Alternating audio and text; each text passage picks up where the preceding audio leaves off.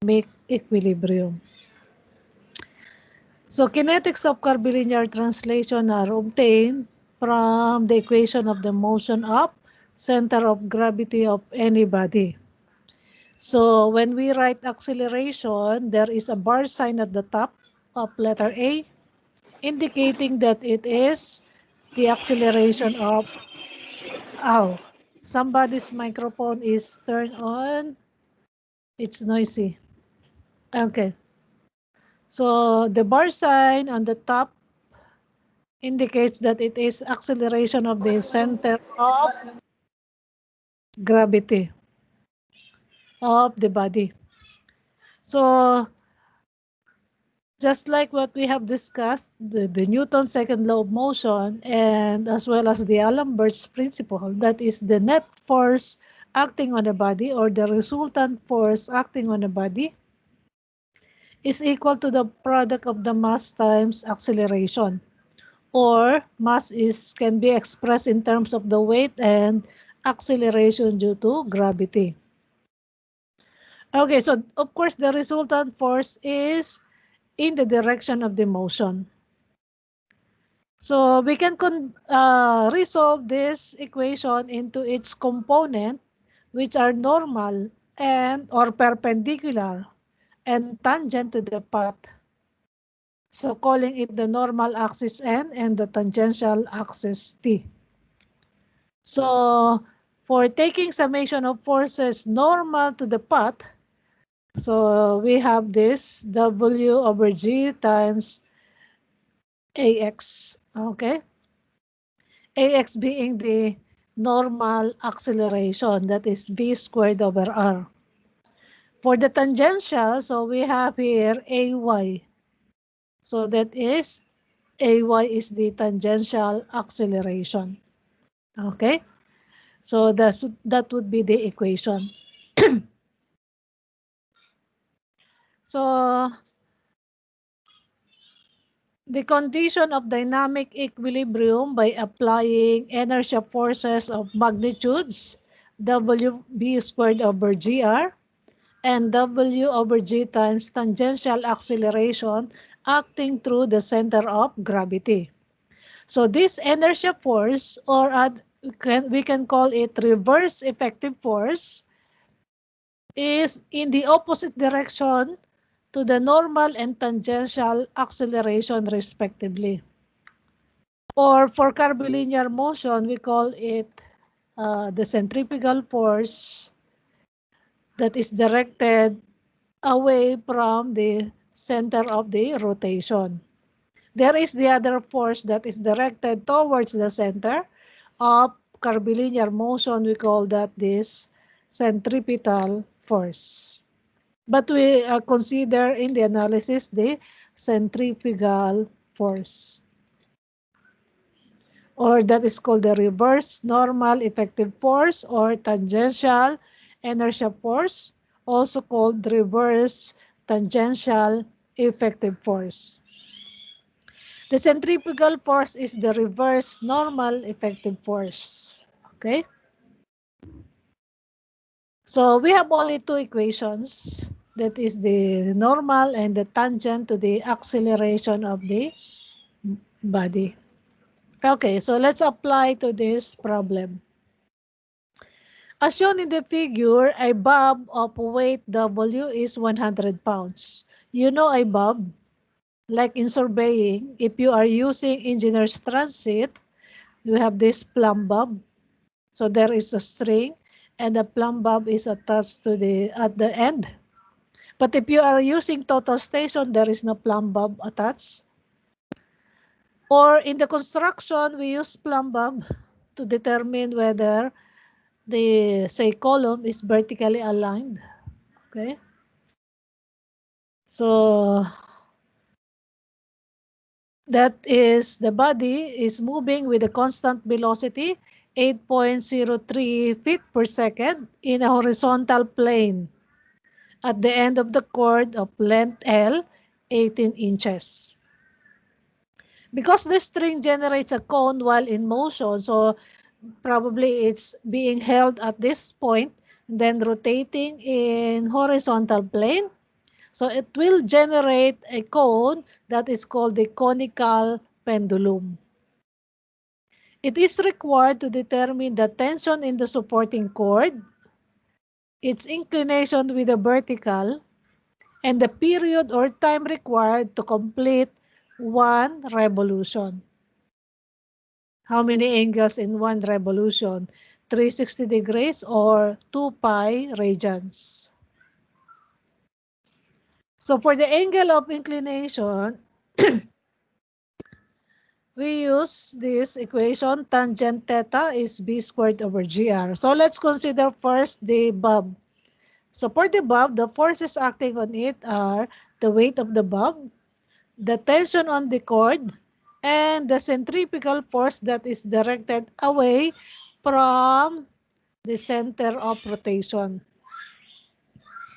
If this is the length of the cord, this is the vertical distance, h, this would be the radius of rotation. And this is the angle of inclination with the vertical.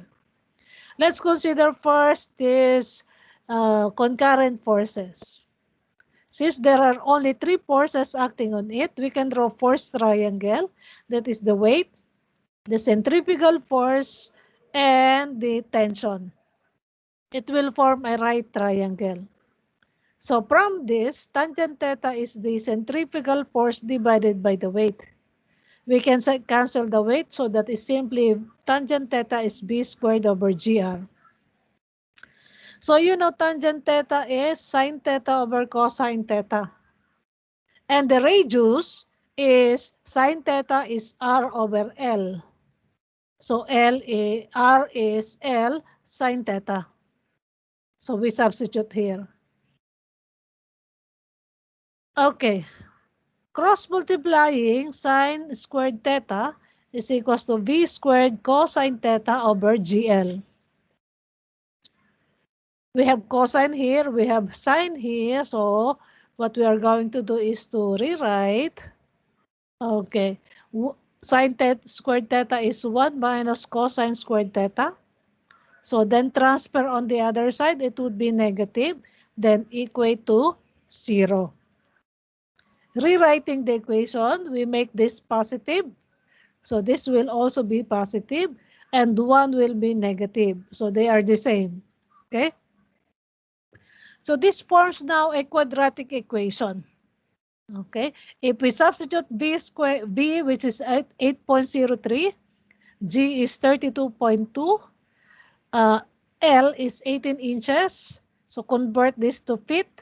So times 1 foot per 12 inches. So that is equivalent to 1.5 feet. Then minus 1. Because g is in feet per second square. So using quadratic equation, there will be two roots. So one is extraneous roots. The answer would be this one, 57.669 degrees. The angle cannot be, since that is conical pendulum, the angle cannot be greater than or equal to 90 degrees. If that is 90 degrees, so this is already horizontal. It is not a conical pendulum. So the angle, the answer should be less than 90 degrees. Okay? So that is the angle, 57.669 degrees. For the tension in the cord, so from this, tangent cosine theta is W over T. So W is T cosine theta. You know W? You can solve for T. So 186.982 pounds. Okay? So in solving for theta, we use this diagram, and this is a right triangle. Sine theta is R over L. So R is L sine theta. Okay? For radius of the conical pendulum, so R is L sine theta. Substitute the length, that is 1.5 feet. So 18 inches times 1 foot over 12 inches. So 1.5. So that is R is 1.267 feet. For the time required to complete one revolution, from the equation, distance is velocity times time. So time is distance over velocity. Okay, it's in uniform velocity. So distance traveled in one revolution is the circumference of the circle. So that is 2 pi r or pi d diameter. So this velocity from the previous equation, from here, velocity is square root of gr tangent theta. You know already theta. So when we substitute, so distance 2 pi r circumference, velocity is square root of gr tangent theta. Simplifying, so the radius you can put inside the parentheses, the square root sign. So it would be r squared, and in the denominator there is also r. So you can cancel, it would only be r over g tangent of theta. Substituting all the given. So time to complete one revolution is 0.992 seconds. So that is less than or approximately 1 second. So in that time, okay, you complete with the given velocity 8.03 feet per second and the angle of the length of the cord 3 feet. So you can complete one revolution. Okay, so let's go to another.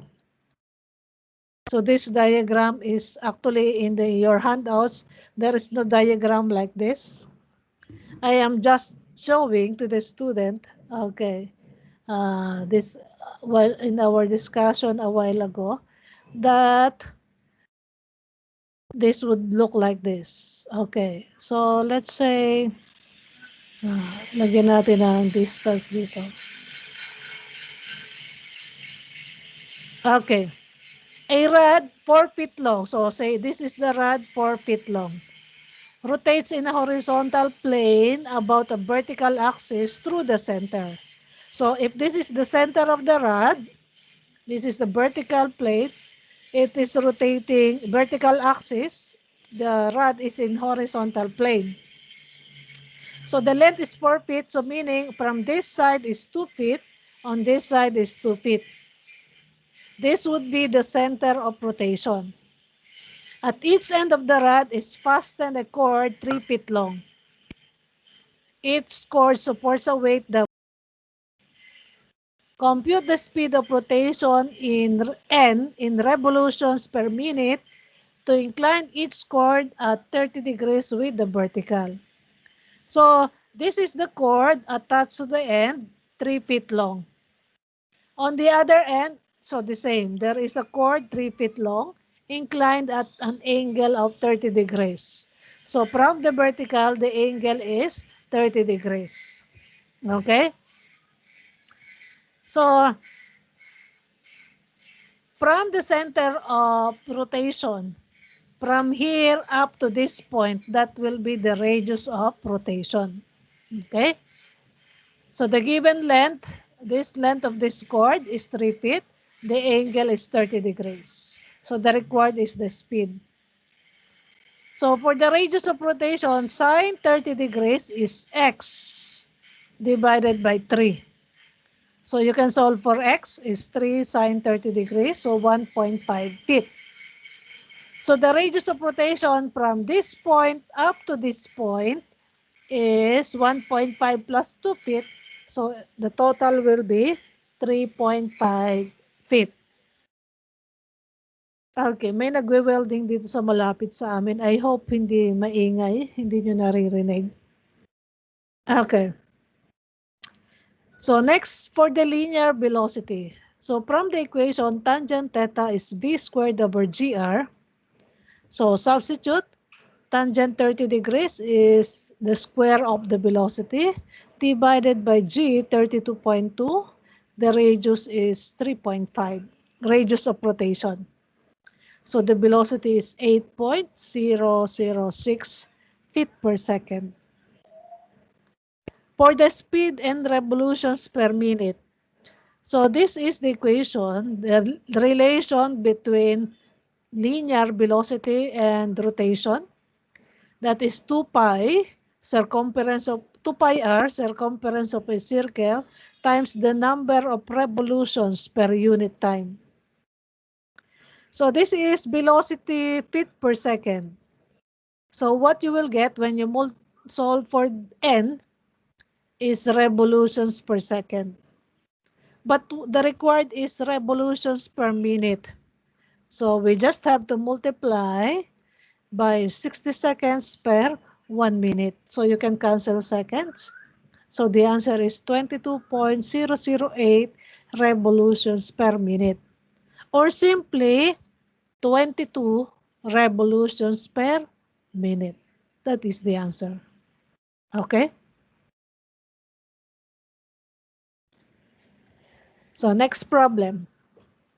A weight concentrated at the end of a cord form a conical pendulum. So you can imagine that a conical pendulum, just like the first problem, for which the period is 1 second.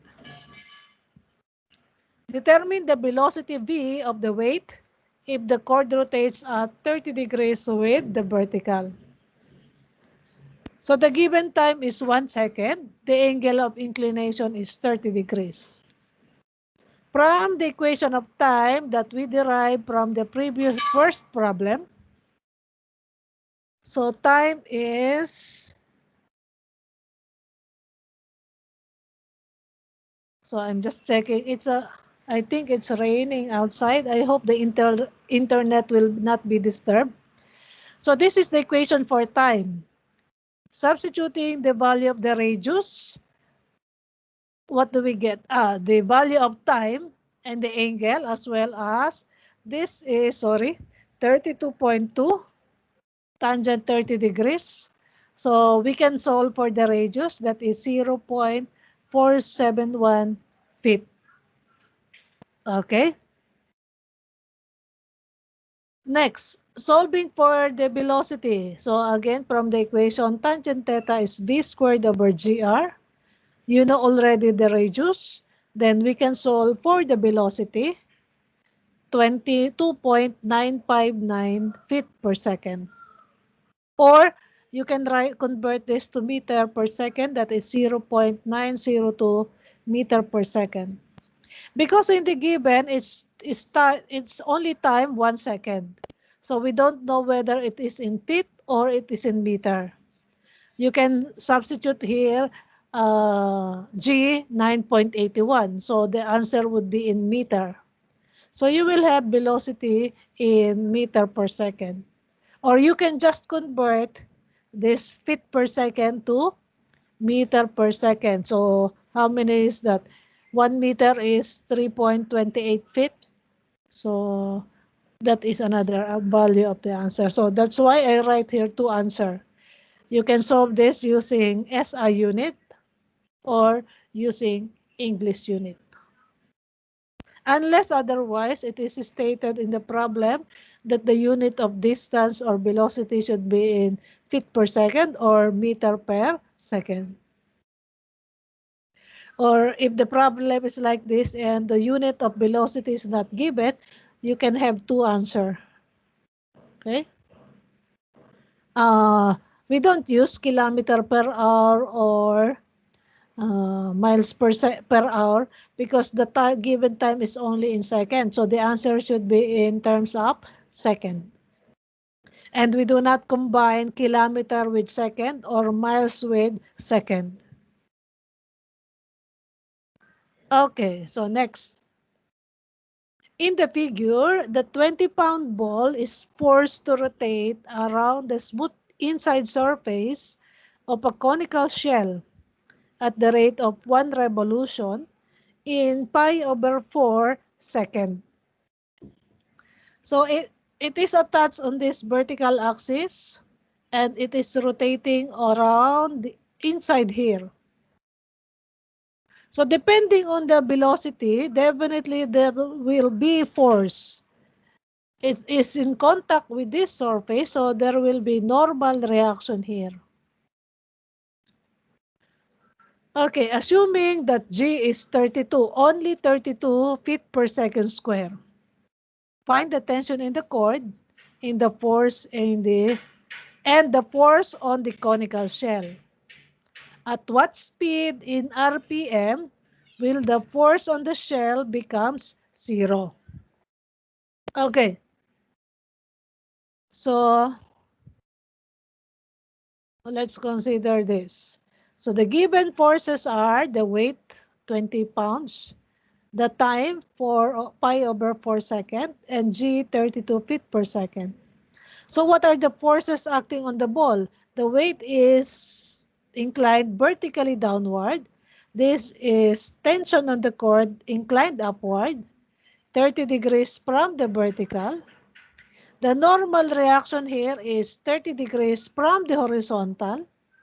And the centrifugal force that is directed away from the center of rotation, that is horizontal. Okay, it is always in horizontal direction.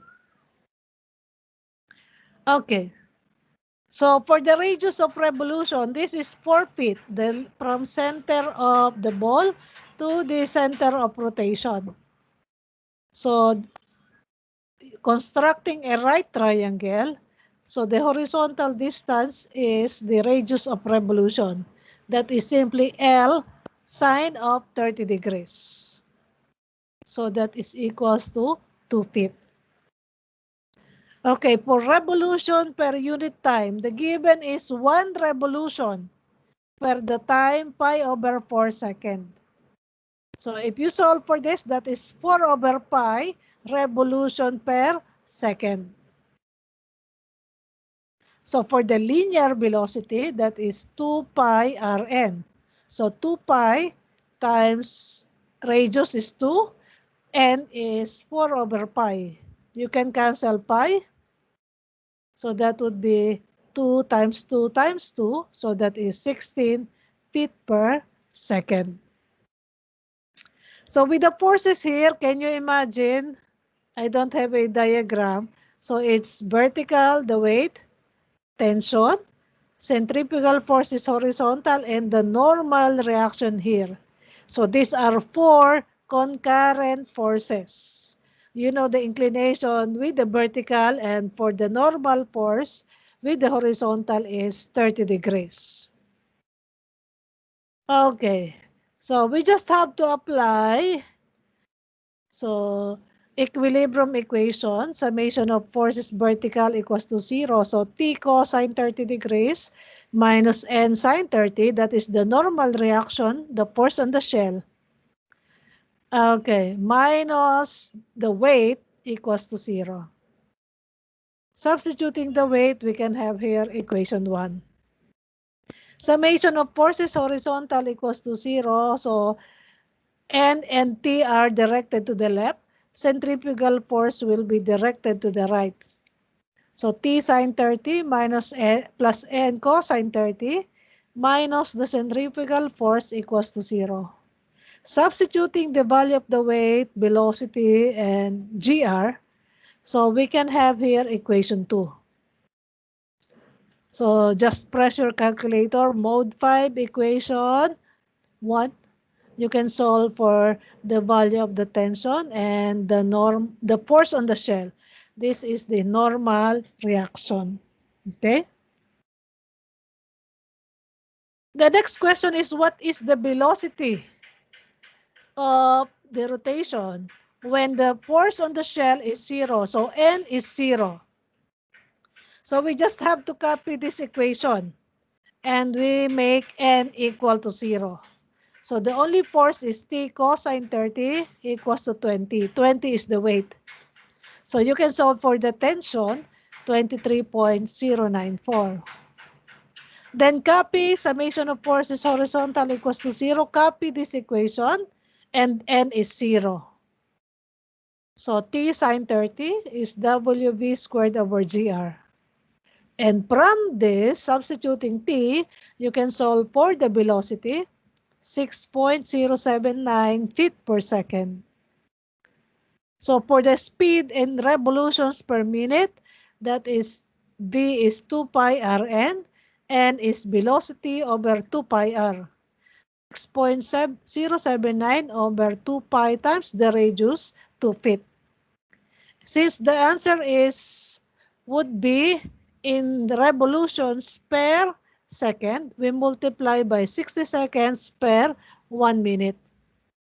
So N is 29.024 or approximately just equal to 29 revolutions per minute.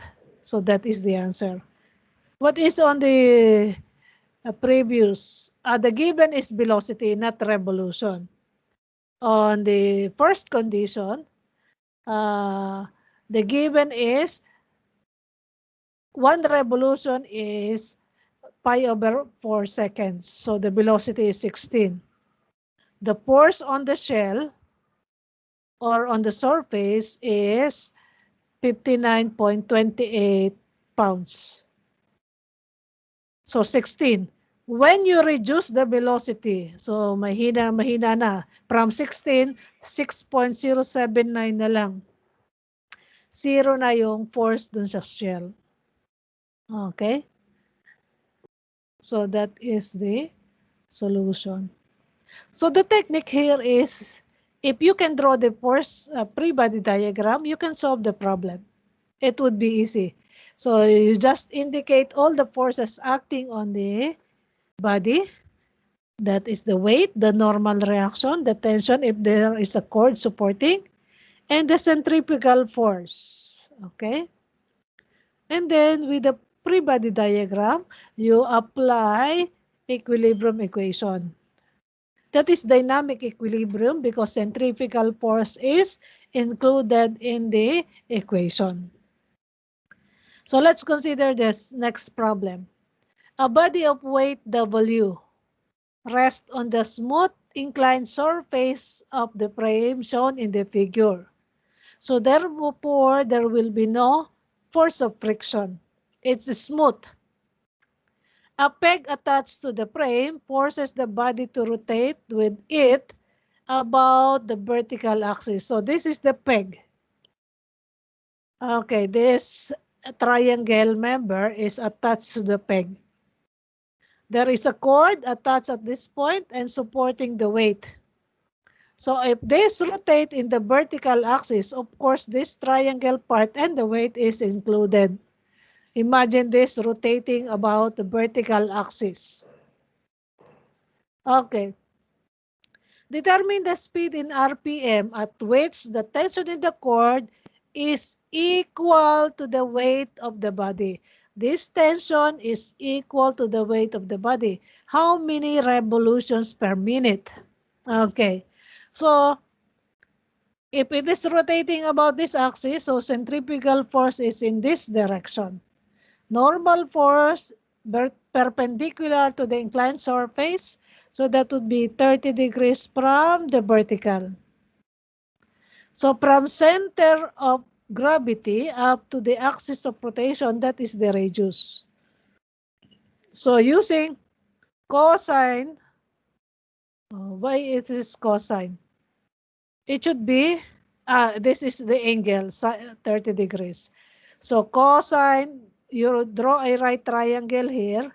Cosine 30 degrees is the radius over 5 feet. So the radius is 5 cosine 30 degrees. Okay, on that is equal to 2.5 square root of 3 feet. Summation of forces vertical from this free body diagram equals to 0 upward positive. Take note, the tension in the cord is equal to the weight. So that is N cosine 30 plus T sine 30 degrees minus the weight is 0. Substitute W here. So we can have equation of N in terms of W. Taking summation of forces horizontal equals to 0 to the right positive. So T cosine 30 degrees minus N sine 30 degrees minus centrifugal force equals to 0. Substituting N, that is in terms of W, So in the equation, we have W, W, W. So we can cancel W. So then everything is given. The only unknown is the velocity. So you can solve for the velocity. 8.972 feet per second.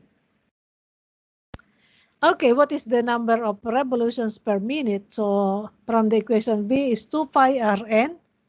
So 2 pi times 2.5 square root of 3 times n. So you have here 0.3298 revolutions per second times 60 seconds per 1 minute. So that is 19.79 revolutions per minute, or approximately equal to 20 revolutions per minute. Okay, naintindihan? So, ano lang naman, basta may drawing nyo yung free body diagram, madali lang yung solution. Okay. So, this one. What counterweight W will maintain the coreless engine governor in the position shown in the figure at a rotational speed n is 120 revolutions per minute? This coreless engine governor, the name coreless, is based from the name of the inventor. It was invented since 18th century. It is placed inside the machine, that is to regulate the flow of fuel. So because when I'm solving this, I am curious, what is coreless engine governor? So you can Google it. So it is a part of a machine. So that is used to regulate the flow of fuel. Okay, each ply ball, this is the ply ball, weighs 16.1 pounds. Neglect the weight of the other link. So the given only is this counterweight. This is the counterweight W. So this link and then all other members are, the weight are not included. So only the two ply ball and the counterweight. So if we have to consider the ply ball, we consider only one. That is the same with this one. So you don't have to consider, if there are so many ply ball, you consider only one, and that would be the same for all. Okay, so the forces acting on the ply ball would be centrifugal force is directed outward. Then you have here the, what do you call this? The weight of the ply ball. So the angle here, inclination from the vertical is 30 degrees. So this is also 30 degrees. So vertical, horizontal, so they are 90 degrees. So the remaining angle would be 60 degrees. This is a weight. So supported by this inclined rod, or shall we say cord, or the link. So because of this weight, the link, it will be subjected to tension. Tension here, when we transfer on the other joint, that is also tension. Tension. The angle from the vertical is 45 degrees. So meaning, this is 30 degrees from the vertical, this is 45 from the vertical.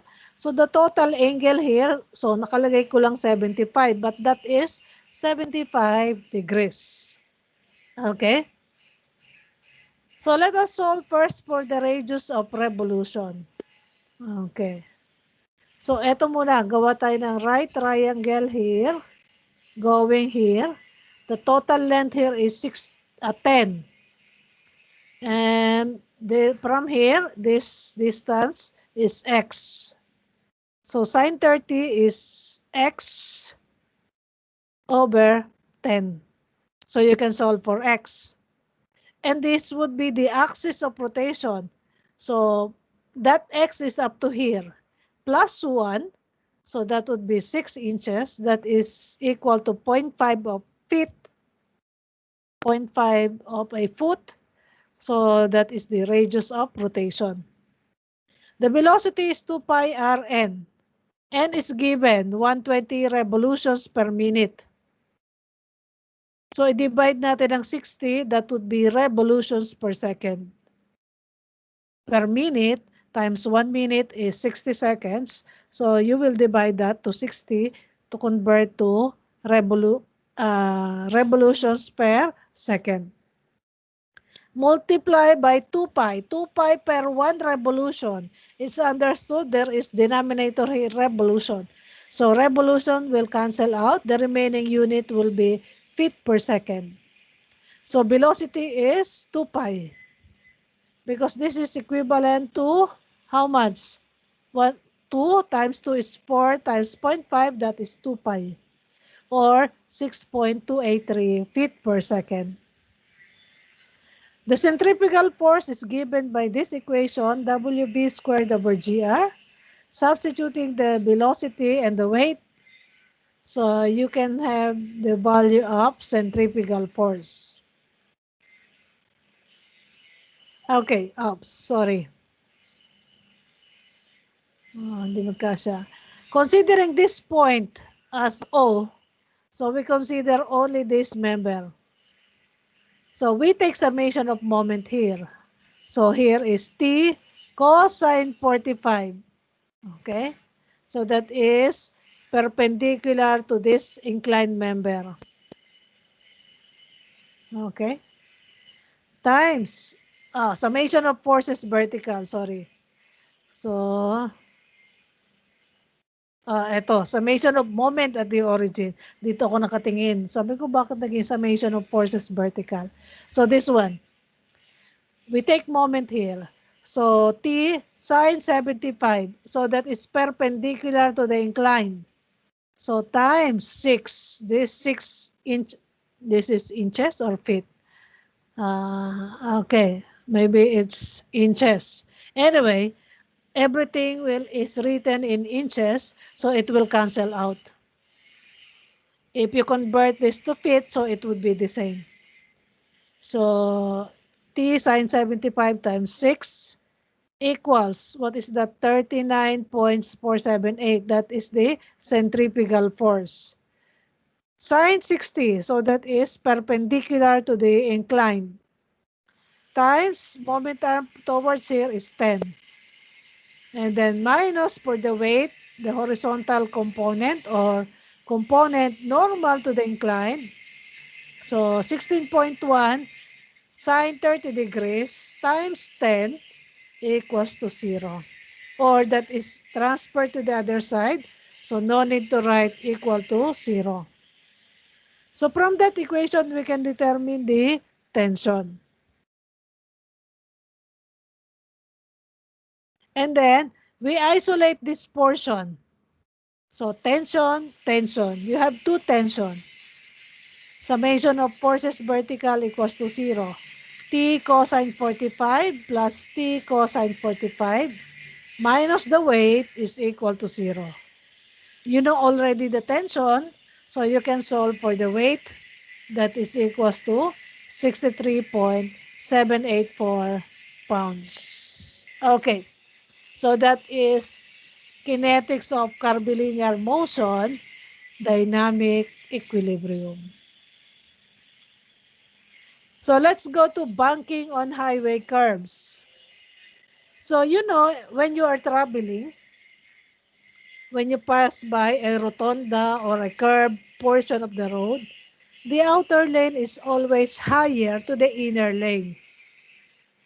That is to counteract the centrifugal force acting on a body passing or traveling along a curved path.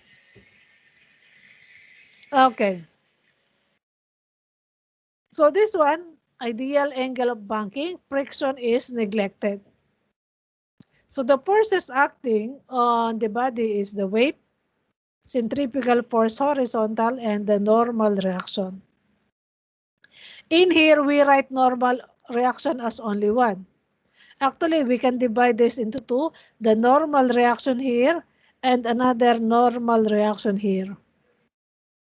Or this is equivalent to the total normal reaction.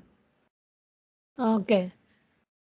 So since we have only three forces, so that is concurrent at the center of gravity. So we can draw a force triangle.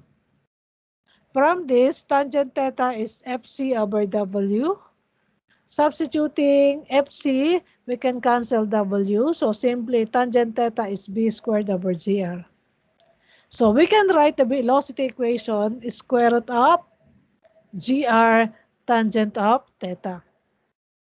So theta is the ideal angle of banking. So that the velocity, the car will not be thrown out of the curve when it is traveling at that speed, which is called the rated speed. Okay, the safe speed that the car can travel around the curve without being thrown outside, away from the center of rotation. Now, if velocity will be considered in the diagram, so I don't have time to change this one. So we just copy from this, from the book. Maximum velocity, friction considered. Okay. If for maximum speed, tendency is this will be thrown towards the outside of this radius of curvature. So therefore, force of friction is in the opposite direction. This is the normal reaction, and that is the resultant. So the angle between normal and the resultant is angle of friction. And this is equal to the angle of inclination. So you can draw the force triangle or force polygon of these forces. First, the weight, centrifugal force, and the resultant of these forces. Or you can draw also, this is the normal reaction and this is the force of friction. So these are the angles theta p, p plus theta. Okay? So from this, we can write from 3.11, when the car is traveling at greatest speed and is about to skid up the plane, so tangent theta plus p is equal to v squared over gr. And velocity is square root of gr tangent of theta plus p. That is the maximum speed velocity for the car. Theta is the, p is the angle of friction. If the car is on the point of slipping down the plane of banking because of insufficient speed, tangent theta minus p is v squared over gr. So solving for velocity, that is square root of gr tangent of theta minus p. If that is minus p, that is minimum speed. If that is positive, so you're solving for maximum speed.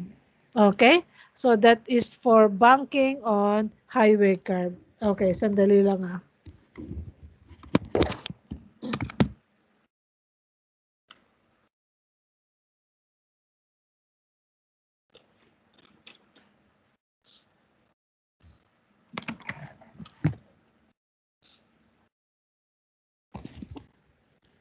Okay.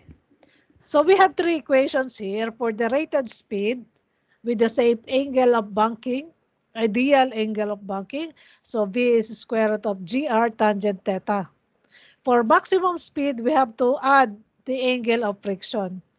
For minimum speed, we have to subtract the angle of friction. So hindi siya mag-slide pababa doon sa inclined surface. Dito naman, hindi siya tatapon palabas doon sa curvilinear at doon sa curve path. Okay? So let's consider this one. A boy running a foot race rounds a flat curve of 50 feet radius. Have you experienced running around a curved path? Or if you are watching a motor car race or race by using motorcycle, if you observe the rider when they are in this is running around the curve, the body is inclined that almost the rider is like lying on the ground. It looks like that.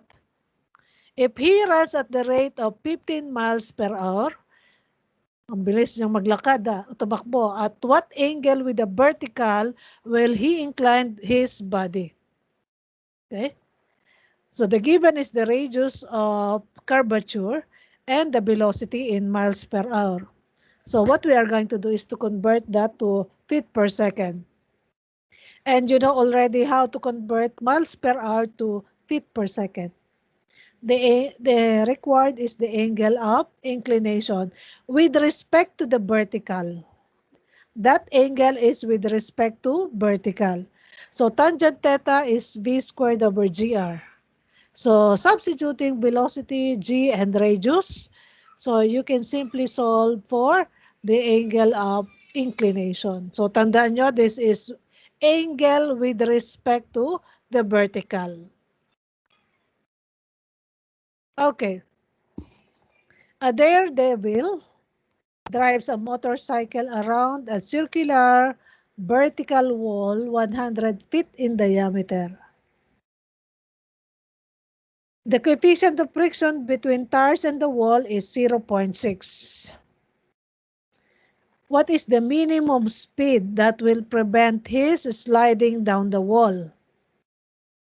At what angle the motorcycle is inclined to the horizontal? Okay, so yung sinolve natin previously, tangent theta is b squared over gr. Theta is the angle with respect to the vertical. So on this problem, the required is the angle with respect to the horizontal. So what is the effect of traveling at greater speed? So the given is radius or diameter. So the radius is half of this. Is that diameter? Okay. Okay. 100 feet in diameter. So this is already radius. Okay. Diameter is 100 feet. So coefficient of friction is 0.6. The required is minimum velocity and angle of inclination. So tangent of theta is simply equal to the coefficient of friction. So from that, theta is equal to, because we are solving for minimum, so the normal speed required. So tangent of angle of friction or the tangent of theta is 30.964 degrees. Okay, tangent theta is b squared over gr, angle with respect to the vertical. If we are solving for the angle with respect to the horizontal, so we just reverse this. That would be gr over b squared. So that it is already the angle with respect to the horizontal. Okay? So what is this one? So 0.6 is equals to gr over v squared. So the velocity is simply 51.801 feet per second square and 35.319 miles per hour. That is the equivalent in miles per hour. Okay, what will happen if the velocity is greater than 51.8 feet per second or 35.319 miles per hour? So what do you think? So you try to solve for this when the velocity is greater than this answer. What will happen to the angle of inclination? Okay? So you just answer this last question. You analyze what is the effect of traveling at greater speed, greater than 51.801. Okay, try substituting a value of velocity, then you're solving for theta. Okay, next. The super elevation of a railroad track is the number of inches that the outside rail is raised to prevent side thrust on the wheel plunges of cars rounding the curve at rated speed. Determine the super elevation E of the truck having a gauge of 4 feet 8 inches in 2,000 feet radius and the rated speed of 60 miles per hour. What is the planned pressure P on the wheels of a 100,000 pound car that rounds the curve at 80 miles per hour? Okay, so let us consider this. The radius is 2,000 feet. Velocity is 60 miles per hour. That is equivalent to, you know already how to convert to feet per second. So 88 feet per second. So this distance, the gauge, the width of the spacing between the width of the car. That is also the spacing between the wheels. Okay, if you are looking on the front of the car. Okay. So 4 feet 8.5 inches. The required is the super elevation. For the plunge pressure, there are certain data that is missing. Okay, the location of the center of gravity, that is for moment arm. Okay, so we cannot solve for that one. We can solve only for super elevation. But the solution for how to solve for plunge pressure, you can solve for the resultant of this by simply writing N, just like the force diagram. But for each wheel, so it would be different. Okay. So tangent theta is b squared over gr. So substitute velocity and g and r. And also, actually, if we have to draw this, so it would be like this. Okay. It would be like the triangle. Let's say this is the width of the track. From here up to here is 4 feet 8.5 inches, or that is 56.5 inches. That is the width of the track. Or let's say width of the road. This vertical height is the super elevation E. Then this is the angle of inclination, theta. So for small angle, actually in the actual, you cannot see this, you cannot notice that this super elevation. It's very small. So sine theta is E over this width. In this case, 56.5 inches. For small angle, sine theta is equal to tangent theta. So that is E over X, super elevation, over X is 56.5 inches. We equate with this one.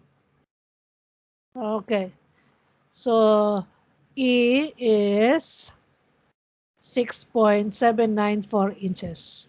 Or if we convert this, say for example, this is E over B, B being the width of the roadway.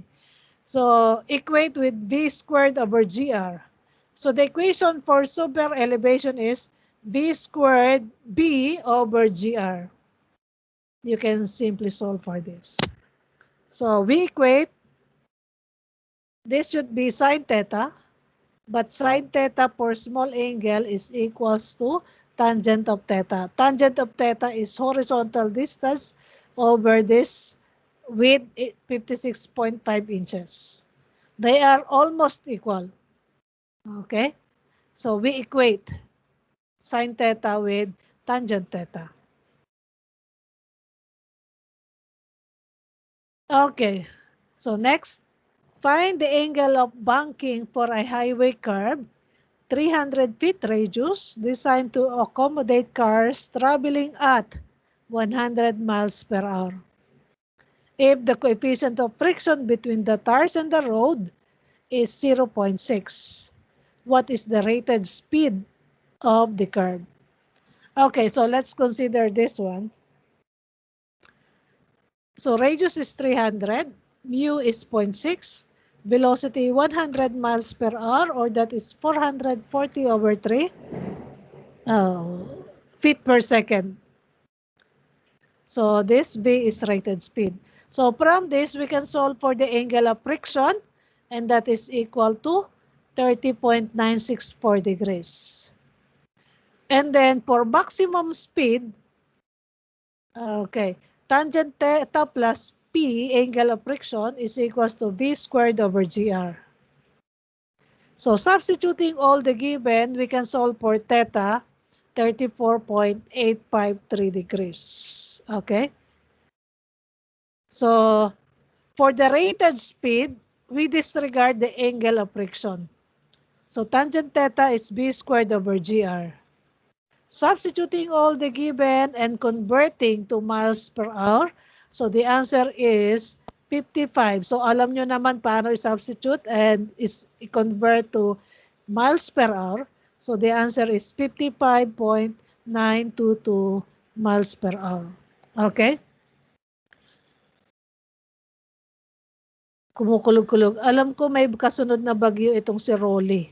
I hope, I hope wag namang malakas.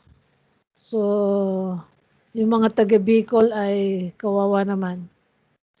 Yung mga taga Mindoro dati dinaanan nung naunang bagyo si Kinta, and then si Rolly. Sino yung kasunod? Shoni. May kasunod pa yata yung Shoni. Dalawa pa. Oh my goodness. Okay. I think this would be the last problem. In here, the pressure on the wheel is required. So this is what I'm telling you. The location of the center of gravity for the car in the previous problem is not given. So we cannot do that for taking summation of moment. So that's why we solve only for the super elevation. But if you use the force triangle, you can only solve for the normal pressure that is the resultant here, N. But for the pressure in each wheel, it would be different. Okay? So let's consider this problem. The coefficient of friction between the road and the tires of the car shown in the figure is 0.6. The car weighs 3,220 pounds. It is surrounding the curve of 500 feet radius at maximum speed. So including the angle of friction. What is the value of the friction force acting under its wheel? How high above the road must the center of gravity be to limit this maximum speed? By the tendency to overturn. Okay. So let us consider first all the given, the radius, the weight, and the coefficient of friction. From this, we can solve for the angle of friction. And by the equation for maximum velocity, tangent theta plus P is V squared over GR. In here, we can solve for maximum velocity, 170.299 feet per second square. So next, let us consider the free body diagram of the car. What are the forces acting on it? So that is the weight. So this angle is also 30 degrees. Centrifugal force directed towards the outside of the circle or the curved path, center of rotation. Okay, it will have its normal and horizontal tangential component. Okay, these are the normal reaction under the wheel, N sub 1, N sub 2. And this would be, ang tendency at maximum speed, may tutulak siya palabas ng curved path. So, or mag-i-slide pataas. So, force of friction is in the opposite direction. So, with this free body diagram, so let us solve for centrifugal force, WB squared over GR. So, 5,800.378 pounds. This distance, 2 feet 5 inches, that is equal to 2.417 feet. So, the sum of this is 4 feet 10 inches, that is 4.833 feet. So with this equation, you know the weight, centrifugal force. By taking moment at this point, you can solve for n sub 1. So hindi ko na isa-isahin, alam nyo na ma-solve yan. Mag-moment kayo dito, you can solve for n sub 1. And then multiplied by coefficient of friction, you can solve for the friction F sub 1. Then take summation of moment here. So this would be point B, this would be point A. You can solve for n sub 2 and multiplying by the coefficient of friction. Okay, so 435.487 pounds. Okay. So turning for tangent of coefficient of friction, so that is equal to, what is the equivalent of this? What is 29 inches? What is this? 2 feet. Okay. 5 inches. How much is the total? 24. That is 29. So equivalent to 29 over 12 divided by h. So tangent of the angle of friction. Simply, you can solve for h. That is 4.278 feet. So tangent of the angle of friction. The required is, what should be this height of the center of gravity to prevent overturn? So yung kalahati nito is equal to, what's this? 2 feet 5 inches or 29 inches. So this would be the height of the center of gravity. So this one. So the angle of friction, the angle here that we have to consider is the angle of friction. So hindi na siya mag-overturn. So doon ang galing yung tangent of the angle of friction is 29 over, okay, 29 over 12. So that is in feet over the height. Okay. So that is equal to 4.0278 feet. That is the answer. Okay, that is the last problem. So we finish now chapter, okay, chapter 3. Actually, this chapter is simply an introduction of chapter 4, which is rotation. Okay, do you have any question?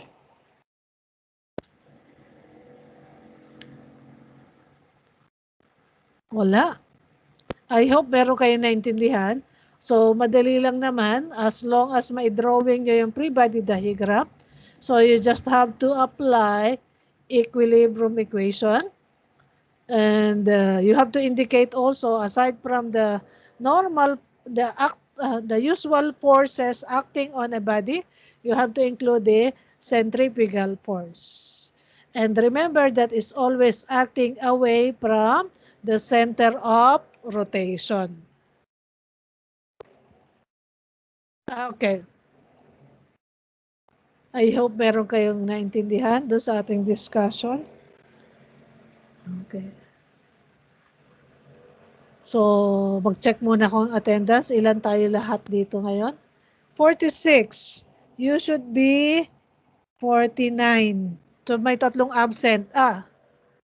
47. So, including me is 47. So, may tatlong absent. Maganda sana pag complete attendance. So, hindi ko na kailangan mag-check, ano. 48. Merong di-disconnect, merong nako-connect. Okay, Akuin. Present po. Okay. Adornado. Present po. Parang ang layo mo at napasigaw ka na. Ang layo mo sa microphone. Aquino? Maingay po kasi dito, ma'am. Present po.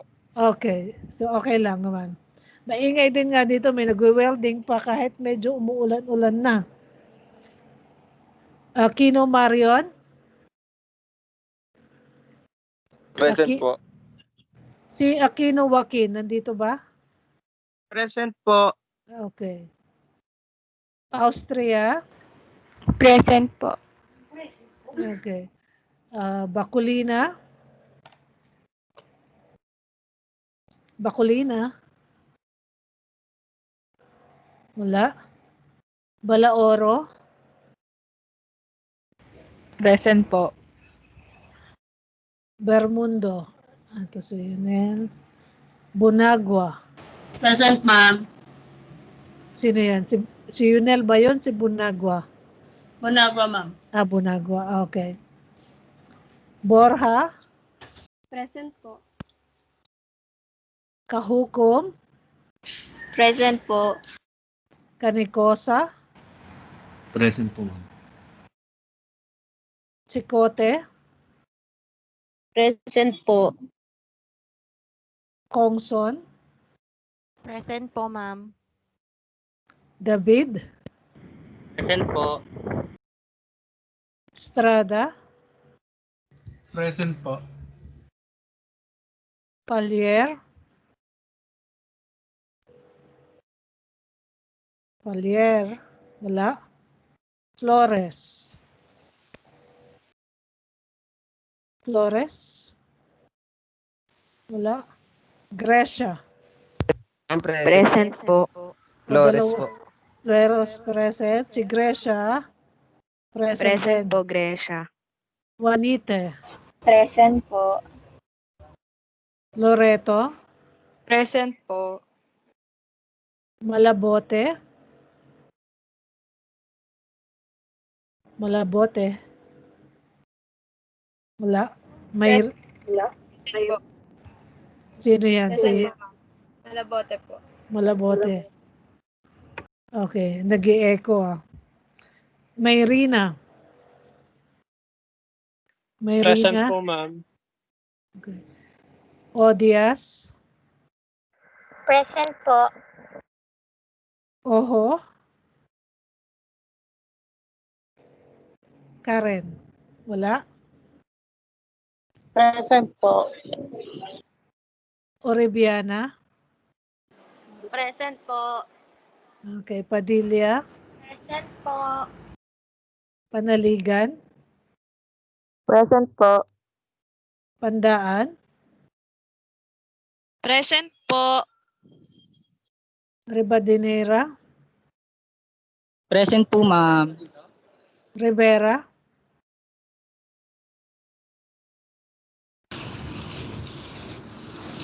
Ma'am, Rivera? busy daw po siya, pero nandito po siya. Present po, ma'am. Present po. Ayan, nagtaas ng kamay si Palier. Nandiyan na rin si Palier. Si Rivera, okay. Si Rosary. Present po. Oh, si Baculina nandito ngayon. Si Baculina. Si Rosary ba yun? Okay. Yes po, ma'am. Present po. Rojas. Present po. Santos. Present po, ma'am. Sikat. Present po, ma'am. Ting. Being present po. Okay. Tobianosa. Ma'am, andito po. Villahermosa. Present po. Villaluz. Present po. Vizcara. Present po. Yagat. Present po, ma'am. Chavez. Present po. Crisostomo. Present mo. De Los Santos. Present po, ma'am. Jeronimo. Jeronimo. Wala. Nadorata. Nadorata. Wala din. Pero parang nadagdagan yata absent. Sebastian. Present po. Sindak. Present po, ma'am. Uy, narinig ko rin si Sindak. Ay, hindi pala ikaw yung isang, iba pala yun, si Tenko pala yun. Yung hindi ko pa naririnig. Hindi pa pumapasok. Tolentino. Present po, ma'am. Okay. So, 1, 2. Oh, dalawa lang pala absent. So, you should be 49. Okay, so tama, dalawa absent. Si Jeronimo at si Nadorata. So, the rest, wala namang problema. Okay, we finished up to chapter 3. So, next meeting, we'll discuss chapter 4. And maybe after chapter 4, we can have the second quiz. How many chapters do we have? Up to chapter 8. So, yung mga susunod naman, madali na. Nakita nyo yung handouts for chapter 4, ilang pages lang yon. So, dalawa lang naman palagi di-discuss natin. Kinematics and kinetics. So, the next would be kinematics and kinetics of rotation. And then, chapter 5 will be about plane motion. So, plane motion, that will be applied for both rectilinear and curvilinear motion. Or curvilinear rotation is also curvilinear motion. So, it's almost similar. And then, after plane motion will be work energy equation.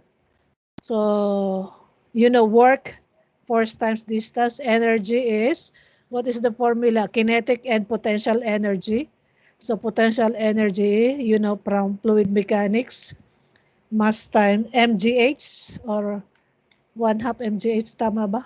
Okay, and then kinetic energy is 1/2 mv squared. Potential is mgh simply.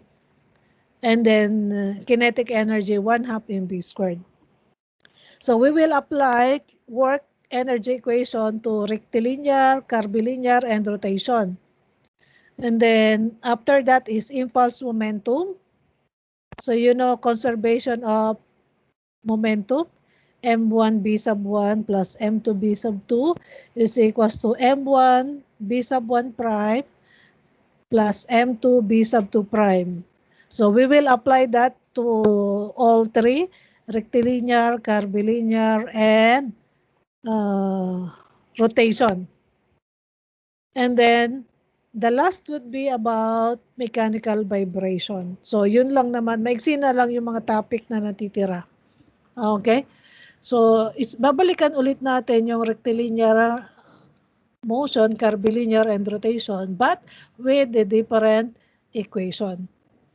So, yung doon sa mga bagong libro ng dynamics, halo-halo yun. Pag sinabing rectilinear motion, lahat ng method ang i-discuss. So, medyo nakakalito lang pag sama-sama yon. Kaya gusto ko pa rin yung outline kay Singer. So, i-discuss muna yung rectilinear, curvilinear, and rotation bago i-apply yung ibang technique. So, hindi malilito ang estudyante. Yung bagong mag-aaral pa lang. Kapag pinagsama-sama mo agad sa rectilinear motion, yung lahat ng technique, mahihilo. So, magiging 3 chapter lang yung dynamics plus vibration. Bago matapos ang isang chapter, ang tagal kasi ang daming method. Okay?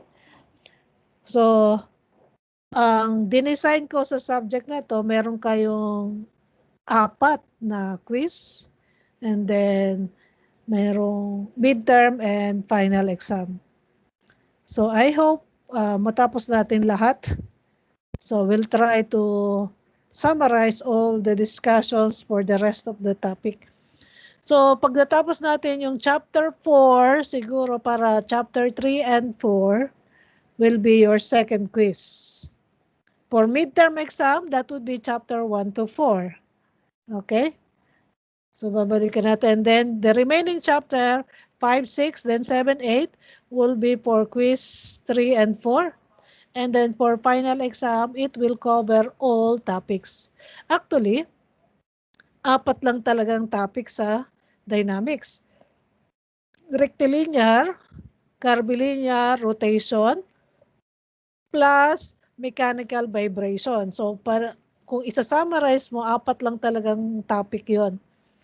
However, yung mga methods on how you will solve the problem, pwedeng Newton's second law of motion, D'Alembert's principle, pwedeng plane motion, yung equation doon, and then you can also use work energy equation or impulse momentum equation. So there are 5 solutions to this 3 translation: rectilinear, curvilinear, and rotation. So kaya dumadami. So naghiwa-hiwalay lang. So mahirap kasing maintindihan pag sabay-sabay lahat yon. Okay? So kaya ang units nito, 2 hours, 2 units lang, 2 hours per week. Okay. So bakit naka-record pa rin? Pwede nyo na i-stop. Sino nag-spotlight dyan? Sino nag-record? You can stop and you can upload that in the Teams. Okay?